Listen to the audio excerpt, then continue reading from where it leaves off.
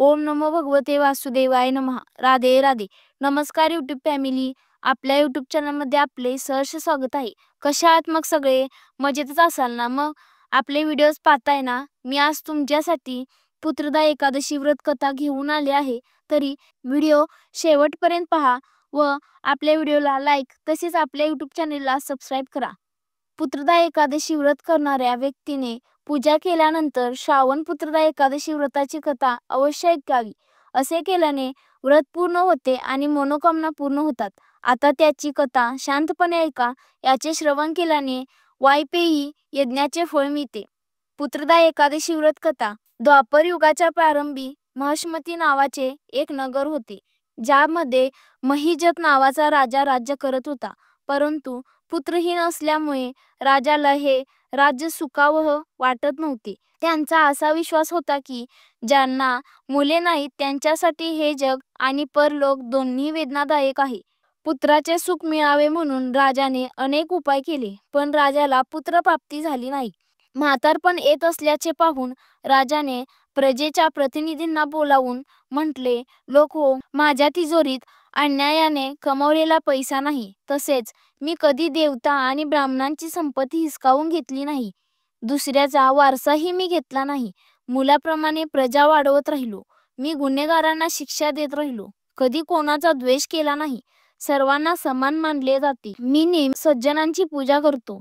मी अशा धार्मिक राज्यावर राज्य करत असूनही मला मुलगा नाही. त्यामुळे मला खूप वाईट वाटतं. याचं कारण काय? राजा महिजतच्या या गोष्टीचा विचार करण्यासाठी मंत्री आणि प्रजेचे प्रतिनिधी जंगलात गेले. तेथे त्याला मोठमोठे ऋषीमुनी दिसले. राजाच्या मनोकामना पूर्ण व्हाव्यात म्हणून ते एका महान तपस्वी ऋषीचे दर्शन घेत राहिले.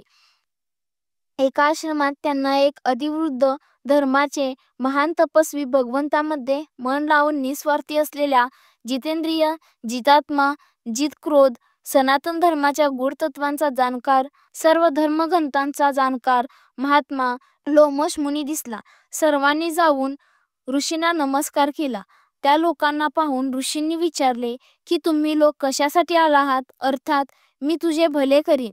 माझा जन्म फक्त इतरांच्या भल्यासाठी झाला आहे, यात शंका घेऊ नका. लोमन ऋषींचे असे शब्द ऐकून सर्वजण म्हणाले, हे महर्षे, आमचे शब्द जाणण्यात आपण ब्रह्मदेवापेक्षा अधिक सक्षम आहात.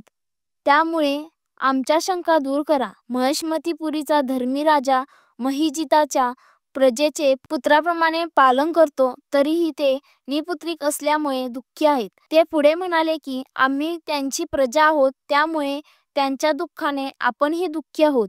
महापुरुषांच्या नुसत्या दर्शनाने अनेक संकटे दूर होत असल्याने हे संकट नक्कीच दूर होईल असा आम्हाला पूर्ण विश्वास आहे.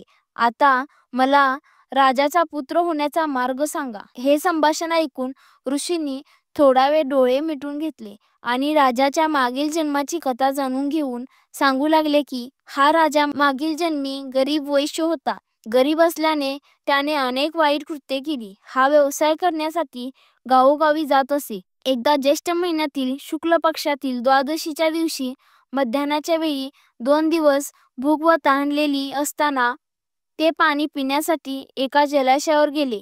त्याच ठिकाणी लगेच लग्न झालेली एक तहानलेली गाय पाणी पित होती. राजाने त्या तहानलेल्या गायीचे पाणी काढले आणि स्वतः पिऊ लागला. त्यामुळे राजाला हे दुःख सहन करावे लागले. एकादशीच्या दिवशी उपाशी राहिल्यामुळे तो राजा झाला आणि तहानलेल्या गायीला पाणी पिण्यापासून दूर केल्यामुळे त्याला पुत्रापासून वियोगाचे दुःख सहन करावे लागत आहे. हे ऐकून सर्वजण म्हणू लागले की हे ऋषी, पापांचे प्रायश्चित शास्त्रात लिहिलेले आहे. त्यामुळे राजाचे हे पाप कसे नष्ट होईल असा उपाय कृपया सुचवावा. लोमश ऋषी सांगू लागले की शुक्ल पक्षातील एकादशीला, ज्याला पुत्रदा एकादशी असेही म्हणतात, तुम्ही सर्वांनी उपास करून रात्री जागरण करावे, तर राजाचे मागील जन्माचे हे पाप निश्चित नष्ट होईल.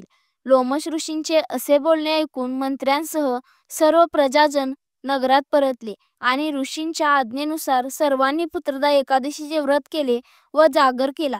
यानंतर त्यांचे पुण्य फळ द्वादशीच्या दिवशी राजाला देण्यात आले. त्या सद्गुणाच्या प्रभावामुळे राणीला गर्भधारणा झाली आणि तिच्या प्रसूती कालावधीच्या शेवटी तिला एक तेजस्वी पुत्र झाला. म्हणूनच हे राजन, ज्यांना संतती हवी आहे त्यांनी हे व्रत अवश्य करावे.